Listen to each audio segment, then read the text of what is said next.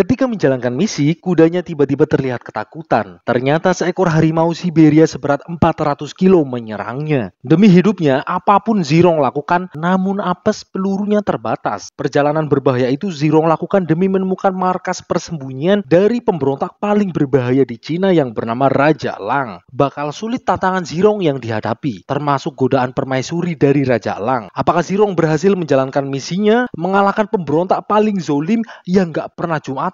Gak usah banyak cincau karena bukan cappuccino. Dan inilah The Taking of Tiger Mountain. Bahasa Turkinya ngalahkan macan gunung. Tetapi sebelum itu biar Mas Boy makin semangat, ayo kembangkan channel ini dengan cara subscribe, like dan komen biar Mas Boy makin sering menghibur kalian. Oke, langsung aja nih, sikat.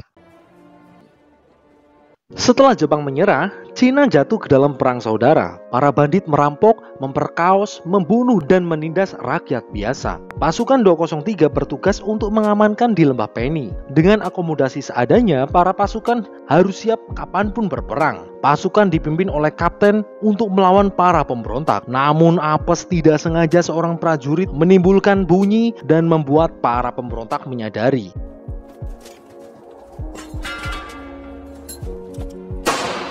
Bandit-bandit itu di bawah kekuasaan Raja Lang, Sebu Jajawang, menyerahkan diri untuk meredam serangan. Kapten So bersiap memberi perintah, namun apes si ego kembali menimbulkan bunyi dan terjadilah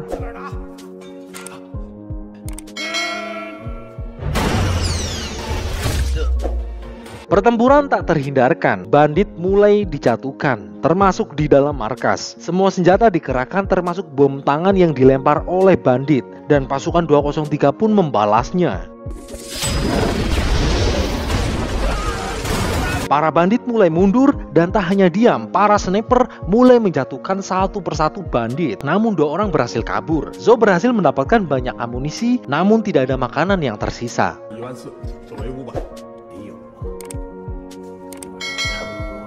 Sebut saja John dan Teng mendengar suara kereta datang. Mereka mulai bersiap untuk berperang. Dari dalam kereta, penumpang membunyikan kode kentongan untuk memastikan mereka bukan dari pihak musuh.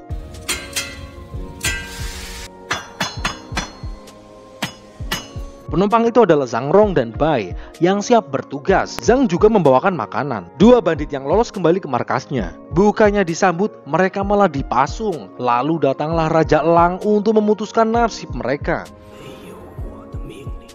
Ternyata para bandit bergerak tanpa perintah dari Raja Lang. Walau memberi info soal keberadaan tentara pembebasan rakyat yang mempunyai tank, untuk memastikan Raja Lang memerintah Long Divisi 3 untuk cek kebenaran info itu. Dan inilah hukuman untuk mereka berdua.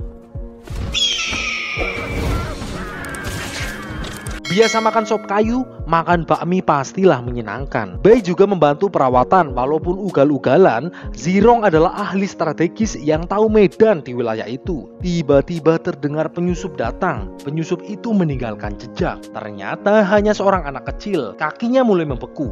Bocah macam apa yang jalan-jalan di tengah malam ketika hujan salju? Dari perilakunya pasti mengalami trauma yang luar biasa. Dan tiba-tiba saja bocah itu teriak karena melihat Zarong yang mukanya kayak begal.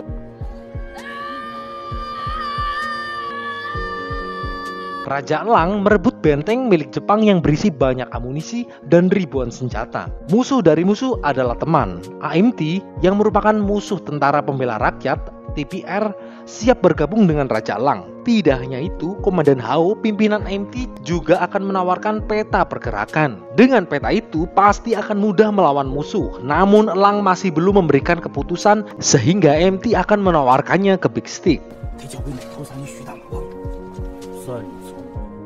Serangan ke geng harimau pasti membuat Lang marah, sehingga Shao akan mengevakuasi desa Sungai Kulit agar tidak jatuh korban. Teng memimpin karena dia adalah orang daerah situ. Namun desa terlihat sepi. Ketika Teng mencoba masuk rumah, tiba-tiba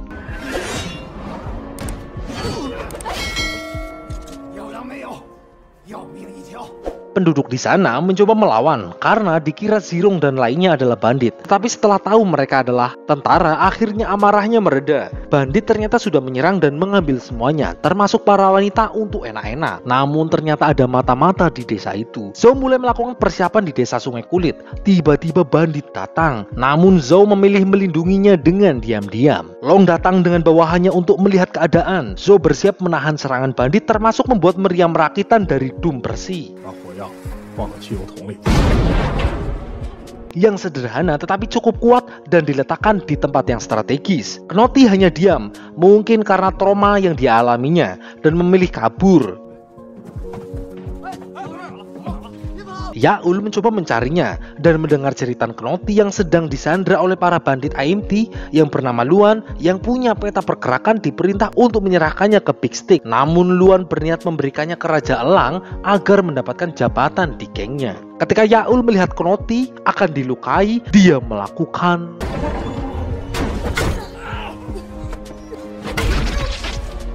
Yaul mulai diinterogasi, dari ditonyo perutnya hingga dipatahkan kakinya, agar memberikan informasi. Ketika Luan akan mematahkan lehernya, mendengar suara tembakan, Zhao dan lainnya menolong. Semua dikalahkan dan tersisa Luan.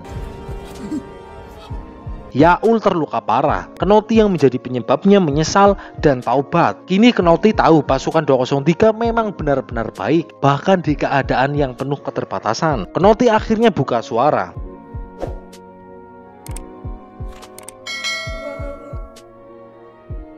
Lama nggak ngomong pasti mulutnya agak bau ya. Ternyata Knoti dari desa Salan. 6 bulan lalu ayahnya dibunuh dan ibunya bernama King Li diculik dan membuatnya luntang-lantung sendirian. Zirong berharap bisa mempersatukan keluarga Knoti lagi. Luan pasti punya niat tersembunyi datang ke wilayah Elang. Zhao tahu kalau Luan akan menjual peta pergerakan. Teng ingin mukulin Luan agar memberikan informasi, tetapi Zhao menahannya. Lalu Zirong mencoba berbicara dengannya. Didukung dengan muka banditnya, Zirong mengaku sebagai Hu kalau dia adalah anggota Big Stick dan akan mengeksekusi Luan yang sudah berkhianat kepada Komandan Hao. Namun petanya ternyata tidak diserahkan ke Big Stick dan Elang pun tidak punya petanya. Akhirnya, Luan memberikan peta pergerakan. Zhou langsung membuat laporan ke markas pusat. Simpanan makanan itu langsung dibagikan. Teng meminta bantuan warga untuk bergabung melawan bandit. Namun Pak Kades merasa takut karena siapa saja yang melawan bandit pasti akan dibunuh. Namun gak disangka dengan berani Knoti siap untuk melawan bandit demi ayah dan ibunya yang sudah menghilang.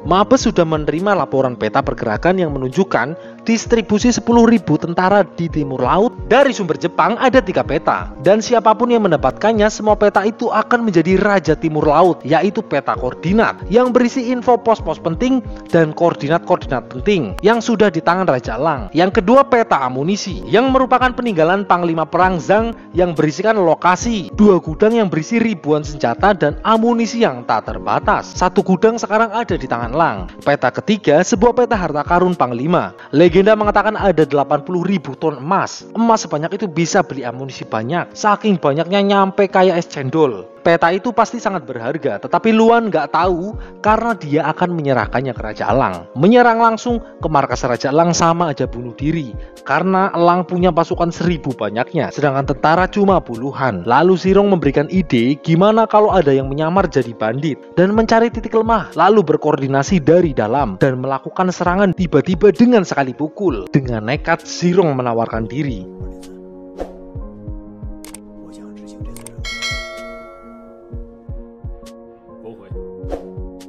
Zhou lebih memilih menunggu bantuan dan memobilisasi penduduk. Zirong memilih mundur dari anggota agar bisa menjalankan misi yang berbahaya itu. Esok paginya Zirong bersiap. Karena sudah mengundurkan diri, Zirong tidak wajib mengikuti perintah. Tapi jika misi ini gagal, terjadi kesalahan kecil pasti akan sangat fatal. Lalu Zhou memberikan peta pergerakan sebagai buah tangan untuk Elang agar Zirong lebih dipercaya. Dan misi menaklukkan pegunungan harimau pun dimulai.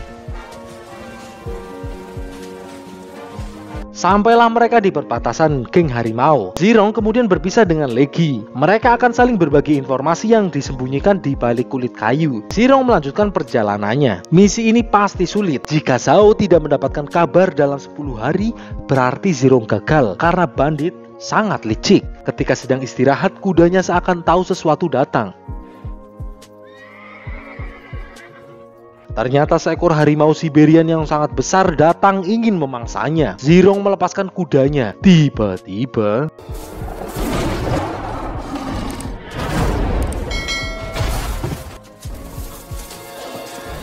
Zirong mencoba melawan, namun tembakannya meleset. Zirong berhasil naik di atas pohon, namun serangan harimau masih berlanjut.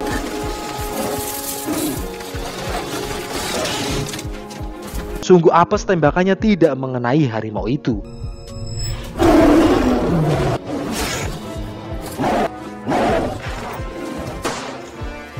Ditambah apesnya lagi, kudanya terjebak di ranting pohon. Lalu harimau itu menyerang kudanya.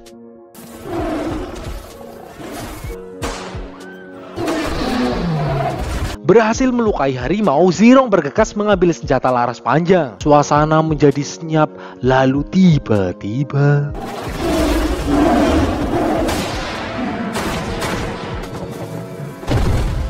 harimau raksasa itu berhasil dilumpuhkan. Namun tamu tak diundang datang yang langsung menodongkan pistol, dan ternyata mereka adalah bandit dari geng harimau.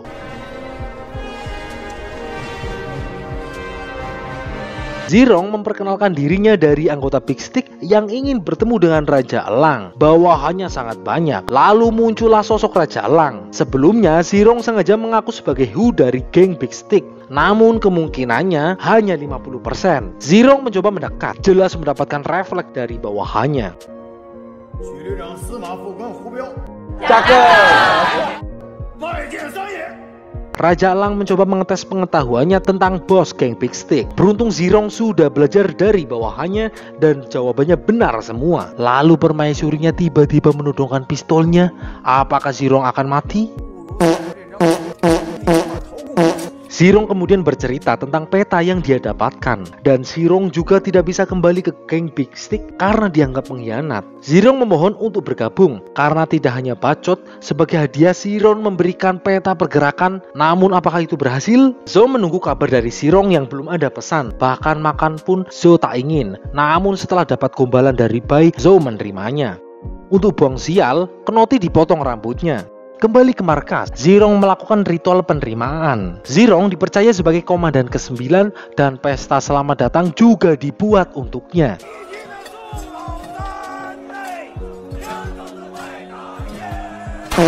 Terlihat salah satu komandan nampaknya menaruh curiga. Zirong diantar ke tendanya. Tiba-tiba terlihat selir dari Raja Elang yang sangat sadis dan tak segan membunuh. Zirong sempat diperingatkan.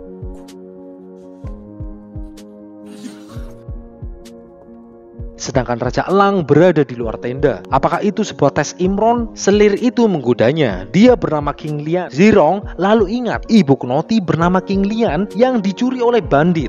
Mungkinkah dia ibunya? Lian siap memberikan kenikmatan, namun Zirong menolaknya.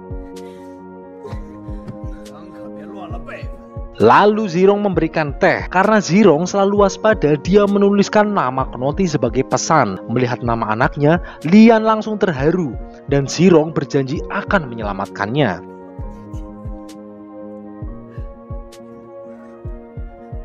Namun sebagai hukuman karena lancang, Lian disiksa. Zirong dengan alibinya ingin jalan-jalan. Namun yang sebenarnya dia ingin memetakan lokasi di tempat itu, termasuk jurang yang mustahil untuk dilalui. Raja Elang sangat cerdik. Dia juga belum sepenuhnya mempercayai Zirong. Zirong lalu menulis pesan yang akan diberikan kepada Zhao. Para tawanan dijadikan anjing termasuk oleh komandan ke-8 yang bernama Pael. Tiba-tiba seruan serangan dari tentara berbunyi. Mereka bersiap bertempur tak ketinggalan Zirong. Jelas Zirong ragu karena itu adalah teman-temannya. Dan diam-diam Johnny mengawasinya sebagai bukti apakah Zirong benar-benar mata-mata. Namun tanpa ragu Zirong malah memakai senapan mesin.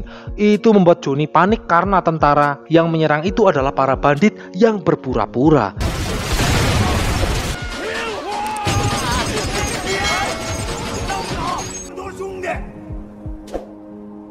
Lalu Zirong malah menantang. Daripada latihan gak jelas, mending langsung menjarah. Lalu Elang menyuruh komandan kelima sebut Jawa Luyo untuk mengikutinya. Yang kalau Zirong adalah mata-mata, langsung eksekusi saja. Berangkatlah mereka menuruni bukit. Zirong sengaja menembakkan pistolnya agar Legi yang menunggunya sadar akan kedatangannya.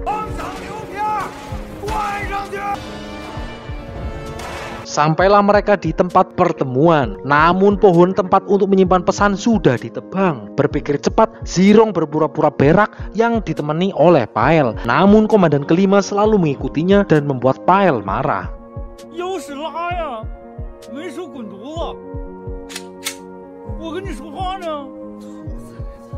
Tak ada tisu ranting pun jadi, Pael menggunakan ranting untuk cebok. Apa orang meleceh ya brutune ya? Komandan kelima mencurigainya. Kertas itu Zirong tutupi dengan salju.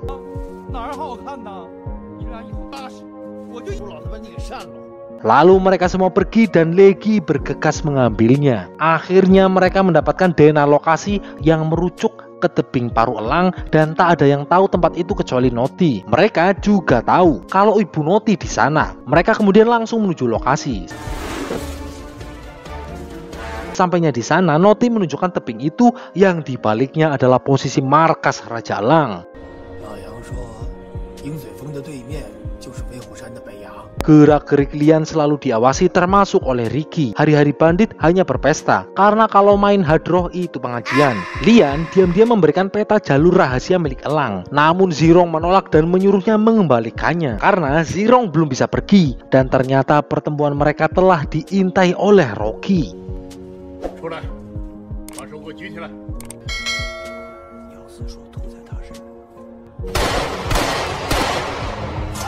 Rocky bilang kalau Zirong dan Lian mau bercocok tanam. Apesnya Elang termakan omongan Rocky dan membuat Zirong harus digantung. Lian lalu ingat pesan Zirong untuk bilang kalau Rocky mencuri peta milik Elang dan Zirong mencoba membantu menangkapnya.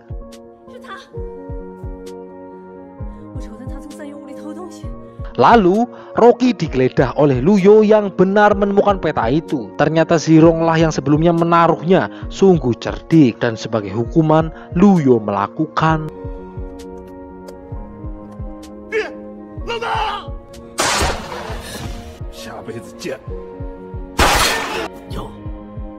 Lalu Raja Elang pergi, namun belum jelas nasib Zirong. Walaupun prajuritnya banyak, namun mereka tidak akur, bahkan berkelahi hanya karena emas sekilo. Emas sekilo ya akeh ya. Lalu Raja Elang menyuruh komandan kelima dan keenam untuk menyerang tentara di desa Sungai Ular untuk mencari mata-mata. Zhou mulai melakukan persiapan dari meriam drum, mengumpulkan warga hingga berperang secara sembunyi-sembunyi agar musuh tidak tahu jumlah tentara PLA sebenarnya. Bandit mulai bergerak dan memicu alarm sehingga pergerakannya diketahui. Noti teringat penyerangan bandit persis seperti ini sebelumnya. Bandit mulai mendekat dan meriam rakitan pun mulai dikerahkan.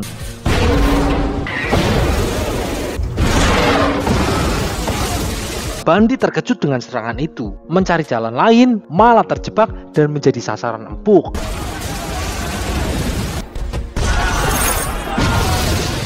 Pertempuran kali ini benar-benar menggunakan taktik yang disiapkan karena kalau main jumlah pasti kalah.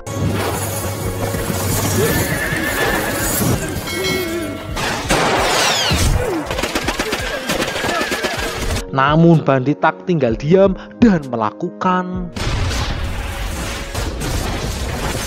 serangan itu cukup membuat panik, terutama serangan Basoka yang memberi kerusakan yang parah. Ketika akan menyerang Zhou, sniper tak tinggal diam.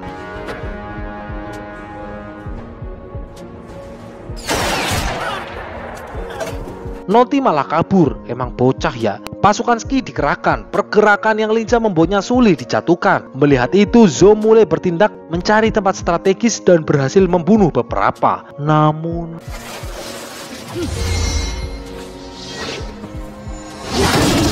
untung Bai ora kena ya. Yaul melihat Bai mengejar Noti, karena Noti salah satu tentara tertembak. Noti harus memberikan amunisi kepada tank yang mulai terpojok. Dengan gobloknya Noti nekat membawa amunisi itu. Yaul dan Bai mencoba melindungi Noti dan mereka berhasil. Namun tiba-tiba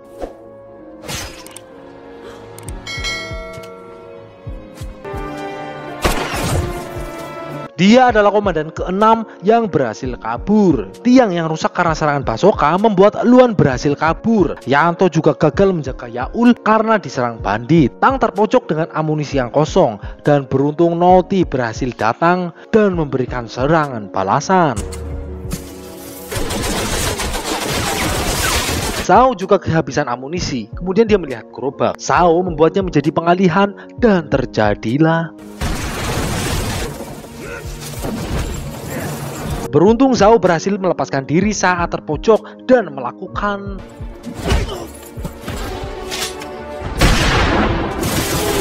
korban dari bandit cukup banyak. Dirasa misi kali ini berhasil, yaitu melepaskan Luan, lalu mereka mundur. Tentara PLA juga jatuh korban, Yaul dan Ratno. Yanto juga gagal menjaga Luan. Lalu Legi dan lainnya mencoba mengejar Luan, namun mereka gagal. Lepasnya Luan pasti akan membahayakan posisi Zirong. Di markas, Zirong lemas karena semalaman digantung. Zirong sangat terkejut melihat Luan ada di sana. Dengan cerdik, Zirong bilang kalau Luan sebelumnya mengajak masuk tentara. Tak hanya diam, Luan bilang kalau Zirong lah yang anggota tentara. Jelas Pael mendukung Zirong karena udah pernah pipis bareng. Luan dan Zirong beradu argumen, meyakinkan Elang kalau mereka bukan mata-mata.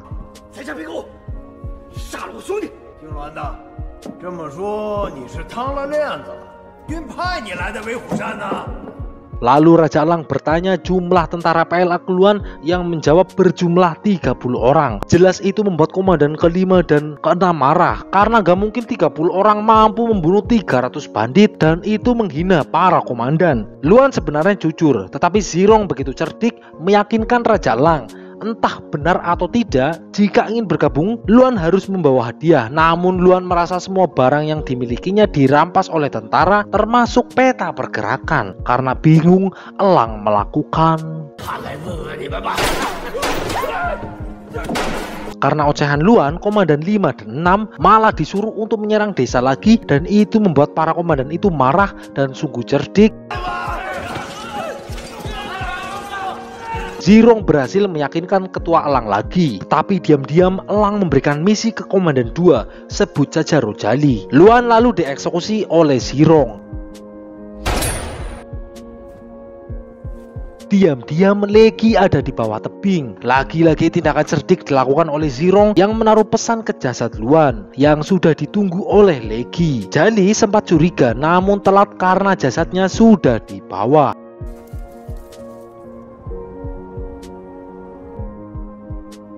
Pesan itu berisi pada malam tahun baru, tepat jam 1 pagi, Zirong akan meledakkan dinding barat. Zhao berterima kasih atas jasa Yaul dan Ratno sebagai penghormatan terakhir. Mereka kemudian bersiap menjalankan pertempuran akhir. Bai ingin ikut untuk berperang, namun Zhao melarangnya. Begitu juga Noti yang kehilangan semangat hidup. Namun setelah tahu ibunya masih hidup, Noti kembali bersemangat. Mereka bahkan menolak makan-makan dan karaokean demi mengejar waktu. Noti dan Bai juga ikut. Mereka yang hanya puluhan bersiap menghadapi markas besar Raja Elang. Selain disogok, Lian juga disiksa dan diam-diam akan kabur. Pesta tahun baru Imlek segera dimulai. Para tentara sampai di Bukit Paru Elang. Namun di dalam malah bersiap berpesta. Yang berbeda di luar, tentara mulai melakukan rencananya. Zirong memberikan sambutan sebagai ketua panitia tahun ini. Namun tiba-tiba bandit menangkap Lian yang kabur dan tentara berhasil melewati tebing dan mulai bergerak ke posisi sesuai rencana. Satu persatu bandit mulai dilumpuhkan. Bandit yang sedang berpesta tidak mengetahui pergerakan para tentara. Salah satu bandit tiba-tiba kencing. Jadi mau tidak mau tentara mulai menyerang yang bahkan belum membunyikan kembang api.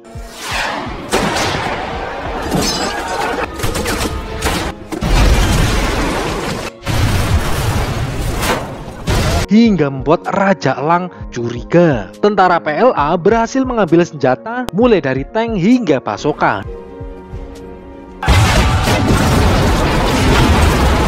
Dan benar Elang mendapatkan laporan. Tentara mulai menyerang. Raja Elang sangat marah dan langsung menangkap Zirong karena pengkhianat pasti datang dari luar. Ketika akan dieksekusi, tank menyerang bagian atas benteng. Zirong juga mempunyai rencana. Tiba-tiba Zirong mencoba kabur, benteng itu mulai runtuh tertimbun longsoran. Namun Lian masih ada di dalam. Zirong lalu menemukan jalan agar para tentara bisa masuk. Mereka sudah dihadang senjata mesin, lalu Zhou melakukan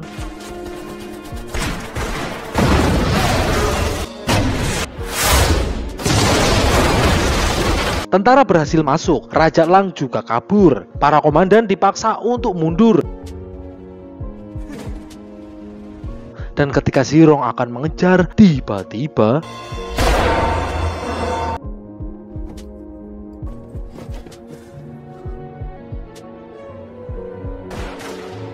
Rojali ternyata bersembunyi, lalu berhasil menyandera Zhou yang nekat akan meledakkan dirinya dengan granat yang dia bawa.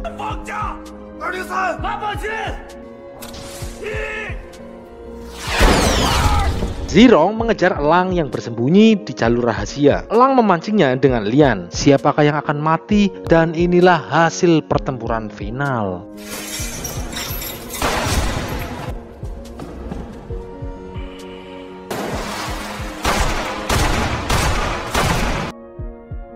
Akhirnya setelah sekian lama Zirong berhasil memenuhi janjinya kepada Noti untuk membawakan ibunya. Dan Zirong pun berkesempatan menjadi ayah angkat Noti.